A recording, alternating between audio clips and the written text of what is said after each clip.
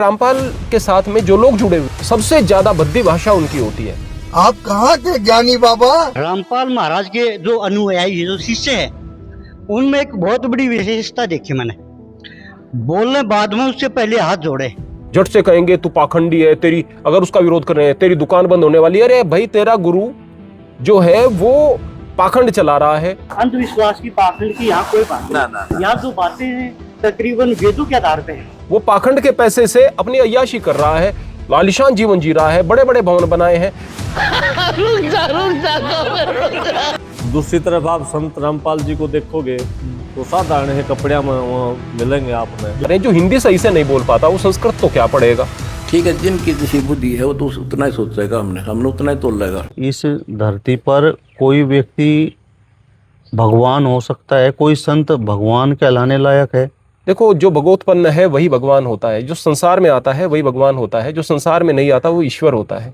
तो भगवान तो आप किसी को भी कह सकते हैं, जैसे कि मेरी श्रद्धा रविदास जी में बहुत है, मैं भगवान रविदास कहता हूँ, मैं भगवान वाल्मीकि कहता हूँ, मैं भगवान बुद्ध कहता हूँ, बुद्ध को मैं बहुत मानता हूँ, मैं भगवान बुद्ध कहता हूँ।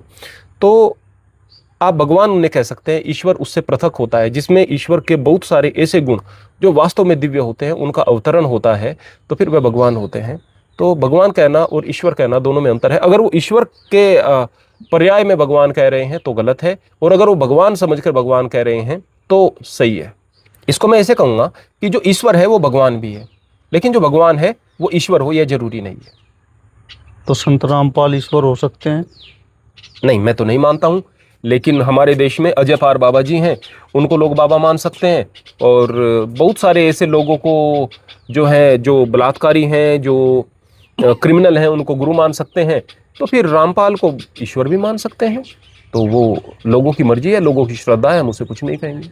महाराज, इसके पीछे वजह क्या है? क्या लोग अशिक्षित हैं या शिक्षित होकर भी समझना नहीं चाहते, बस जिधर लोग चल पड़े उधर ही चल रहे हैं? देखिएगा परिवार, इसको हम अंधानुकरण कहेंगे। कारण यह है कि इस दुनिया में हल्की चीज़ें बहुत जल्दी बिक जाती हैं, आलोचना बहुत जल्दी बिकेगी, पाखंड बहुत जल्दी बिकेगा। संत कहे जाने वाले रामपाल जी ने एक बहुत सुंदर काम किया। मेरा उस व्यक्ति को देखकर बड़ा अजीब लगता था, उसकी भाषा, उसकी शैली, उसका तरीका। लेकिन उसी तरह के लोग उससे जुड़े हुए हैं और वो बहुत ज़्यादा श्रद्धा से जुड़ जाते हैं, जिनका कुछ खास लेवल नहीं है। उनसे बात भी आप नहीं कर सकते। उनकी बात क्या है कि वो हमेशा आक्रामक होकर के आ जाते हैं। उनके जो शिष्य हैं वो करते क्या है कि किसी भी वीडियो में घुसेंगे, कमेंट में घुसेंगे और बस रामपाल ये है वो है, इस तरह से चीज़ें कहना शुरू कर देंगे। लेकिन मैं यहाँ पर जो कहूँगा कि एक बढ़िया काम वो कर रहे हैं कि हिंदू उस धर्मशास्त्रों को ले रहे हैं बहुत सारे, और उसको लेकर के वहाँ पर बहुत सारी जो कमियां हैं उनको स्पष्ट रूप से पकड़ करके खड़े हो जाते हैं कि ये चीज़ यहाँ पर क्यों लिखी हुई है। मैं उनकी उन सारी की सारी चीज़ों का समर्थन करता हूँ। वो पाखंड का जो ये समझिएगा, अपना भले ही नया पाखंड फैला रहे हैं, लेकिन पुराने पाखंड को जो तोड़ रहे हैं, तो एक पक्के पाखंड से तो कम से कम लोगों को हटा रहे हैं। आगे देखा जाएगा अगले का। अब एक पाखंड में यानी अपने जो है कि उन्होंने अपना एक पाखंड में यानी उन्होंने कबीर को भगवान मान लिया है और उसी से लोगों को जोड़ रहे हैं। अब कबीर जो कहते हैं, कभी कहते हैं कि मैं भगवान के द्वार का कुत्ता हूँ, कभी कहते हैं कि मैं भगवान के द्वार का भिखारी हूँ, कभी कहते हैं कि मैं परमात्मा को ऊपर मानकर चलता हूँ, कभी राम राम रटते हैं। अब कबीर साहब तो अपने आप को भगवान का सेवक कह रहे हैं, लेकिन जो रामपाल जी हैं वो कह रहे हैं कि यही खुद ईश्वर है। कहीं कवि शब्द आ गया तो बोले कि ये कबीर था, ये कवि रह गया। अल्लाह अकबर कह रहे हैं कि अल्लाह सबसे बड़ा है, बोले अल्लाह कबीर था। तो ये बहुत छोटी बुद्धि के लोगों को बहकाने के लिए ठीक है। जो संस्कृत की व्याकरण नहीं समझते हैं उनको उनकी बताई गई संस्कृत समझ में आ जाती है कि बस देखो संस्कृत का यही अर्थ हमारे बता रहे हैं। जो हिंदी सही से नहीं बोल पाता वो संस्कृत तो क्या पढ़ेगा। तो इस तरह की स्थिति है। मैं यही कहूँगा कि एक काम वो अच्छा कर रहे हैं कि बहुत सारे जो धर्मशास्त्र थे जो बिल्कुल गंदगी बन चुके थे, उन पुराणों के अंदर से, उन धर्मशास्त्रों के अंदर से बहुत सारे अंधविश्वास लोगों के दिमाग से निकले, वो अच्छी हैं।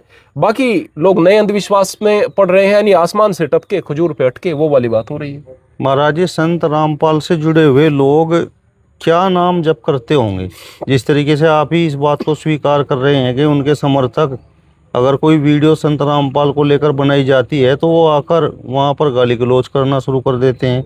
तो क्या संत रामपाल के दिए हुए नामदान से ये परिवर्तन लोगों में हो रहा है? देखिएगा, ऐसा नहीं कि उनके नामदान से परिवर्तन हुआ है। कारण ये कि दुनिया में आप जो भी बेचोगे वही बिकेगा। आप सोना बेचोगे तो वो भी बिकेगा, और अगर गोबर बेचोगे वो भी बिकेगा, क्योंकि उसके भी खरीदार हैं। उसके साथ में, रामपाल के साथ में जो लोग जुड़े हुए हैं वो उसी लेवल के हैं, ज्यादातर उनकी सोच उसी लेवल की है। तो ऐसा नहीं कि वो नामदान के बाद हुई है, वो पहले से ही उसी तरह की सोच है। सबसे ज्यादा भद्दी भाषा उनकी होती है। अगर आलोचना कर रहे हैं, आलोचना के लिए भी कुछ तरीके होते हैं। वो एकदम से पता नहीं किस चीज पर आ जाएंगे, झट से कहेंगे तू पाखंडी है, तेरी, अगर उसका विरोध कर रहे हैं, तेरी दुकान बंद होने वाली है। अरे भाई, तेरा गुरु जो है वो पाखंड चला रहा है, वो पाखंड के पैसे से अपनी अय्याशी कर रहा है, आलिशान जीवन जी रहा है, बड़े बड़े भवन बनाए हैं। दूसरी तरफ आप संत रामपाल जी को देखोगे तो साधारण है कपड़े में वहाँ मिलेंगे आपने, बिल्कुल। कोई सोना चांदी ऐसा कोई कुछ चीजें मिले नहीं। उनका भोजन देखोगे, आप आश्रम में जाके देखोगे जहाँ एक आम आदमी भोजन करे है, भंडारा जिसको बोलते हैं, वहीं में ले हुए हैं। उनके बच्चों का, परिवार का रहन सहन देखोगे, वो भी अपने आप में अद्भुत है।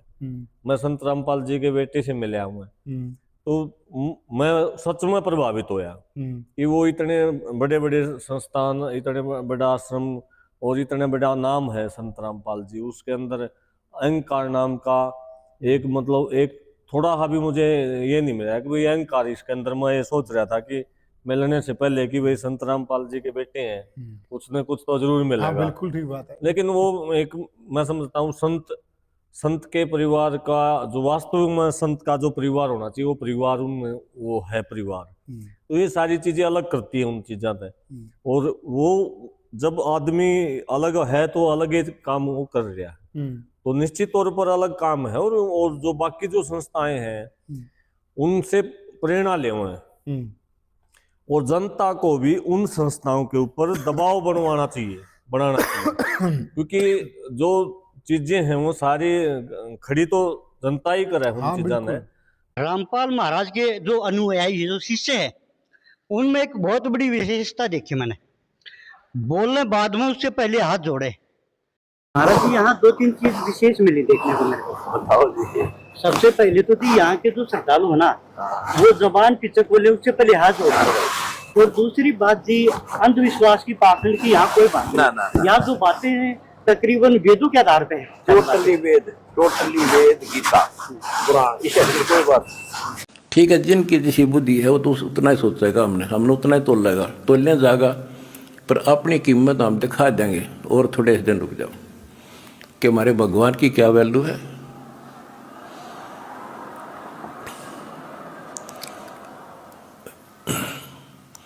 हमारा कभी किसी से द्वेष नहीं बढ़ता। हमारे साथ वो कर दी जो किसी के नहीं हुई होगी, पर आज भी कोई बुरा नहीं दिखता हमें, क्योंकि मुझे जड़ की पता है, जड़ का कहाँ से बीमारी है यार। यू काल करवा रहा है, नहीं सारे बाण भाई अपने तय से पृथ्वी किसी भी लोक में है, किसी देश में हो, जीव ही तो है, मनुष्य ही तो है।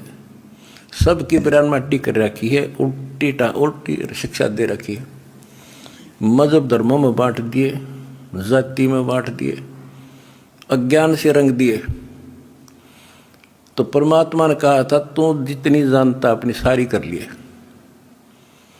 चौथा युग जब कलयुग आई, तब हम अपना अंश पठाई। हमारा भगवान पूरा, हमारा ज्ञान पूरा, और समाज की सभी बुराइयों से मुक्त मेरे भक्त भी देवी देवता से कम नहीं।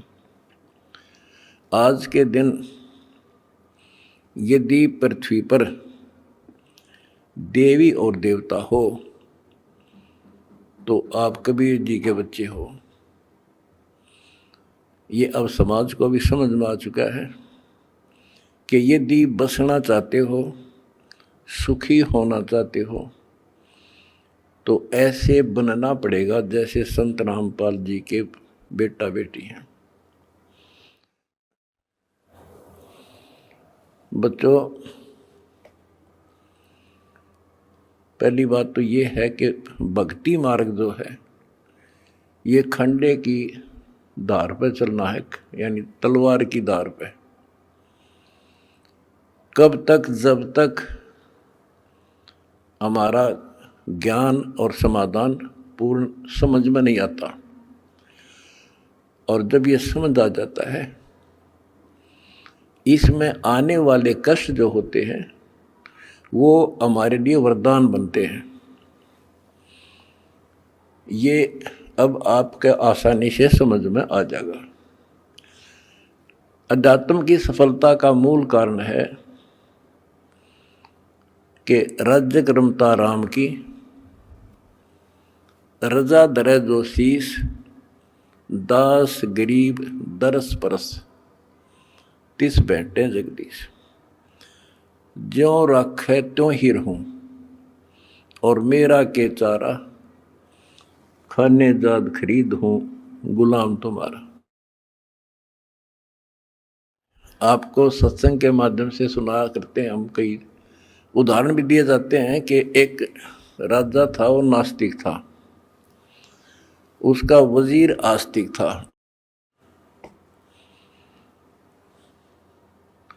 और भगवान पर विश्वास करने वाला था कि जो परमात्मा करता है वो अच्छा करता है। बहुत अच्छा हुआ। एक बार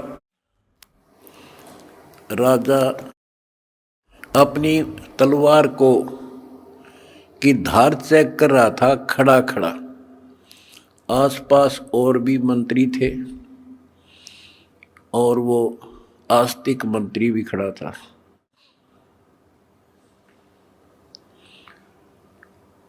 क्या होता है, बात करते करते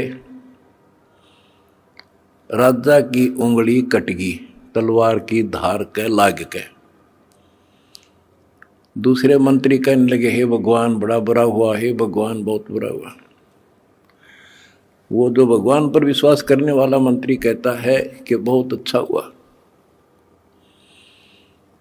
वो दूसरे मंत्री, जो वो मंत्री था भगवान के डरने वाला विश्वासी, वो बहुत ही समर्पित था, राजा उसके ऊपर बहुत विश्वास करता था। लेकिन दूसरे जो मंत्री थे वो उसकी निंदा करते रहते थे, जी आदमी ठीक नहीं सर, ये आपको मरवाएगा कभी। वो चाहते थे किसी तरह इसकी महिमा कम हो, तुम्हारे नंबर बने।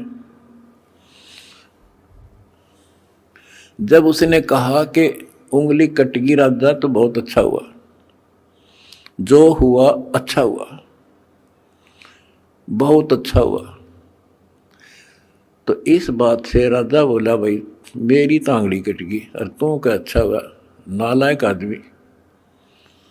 तो दूसरे मंत्रियों का दाव लग गया, जी हम भी तो आपने कहा नहीं करते, ये तो आपका दुश्मन है, आपके बुरे मराजी से, इसको जेल में ठोक दो।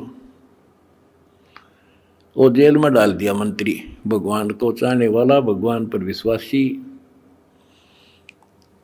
राजा की उंगली पट्टी पट्टी बंधाई, वो कट तो गई कति, लेकिन ठीक होगी, दर्द नहीं रहा। अब 3 उंगली रहेगी राजा का। अब राजाओं को तो यही होता बकवाद बाणी, जब ठीक हो गया बोला फिर चलो शिकार करने चलते हैं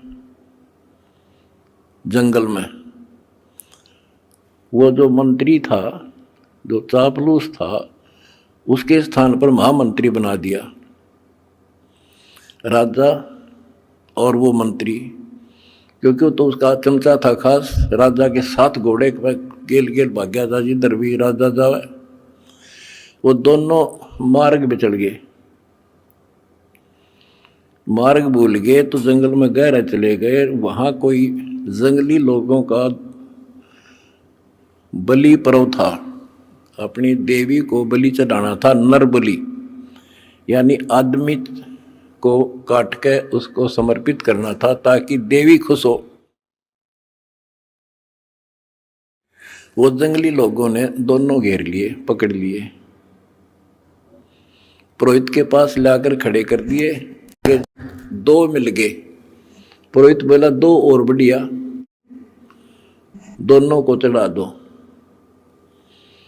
पहले इनके अंग देखो, अंग भंग ना हो, कोई काना, कोई उंगली हाथ कटा हुआ ना हो। देखा जब चेकिंग हुई तो राजा की उंगली कट रही, पुरोहित को बताया गया जी एक तो ठीक ठाक है, एक की एक उंगली कटी हुई है। वो बोला भाई वो डिफेक्टिव है, ये नहीं चलेगा, इसको छोड़ दो, और इसको ये ठीक है, फिट है। और दूसरा जो चापलूस था मंत्री, उस भगत की रोज निंदा करा करता था, वो फंस गया और वो चढ़ा दिया बलि, राजा छोड़ दिया। अब राजा ने तो उस मंत्री की कोठरी का आगे बाट जाकर पीछा देखा, जिस जेल में वो रोक रखा था कोठरी में, उसको खुलवाया और उससे कौड़ियों मिला नो, भाई उस दिन आप ठीक को थे, बहुत अच्छा हुआ, जया मेरी उंगली ना कट्टी होती तो आज मेरी जान जानी थी। भाई मैंने आपको नाजायज तंग किया, माफ कर दे। बोला जी आप राजा, मैं मंत्री, मैं क्या माफ करूं।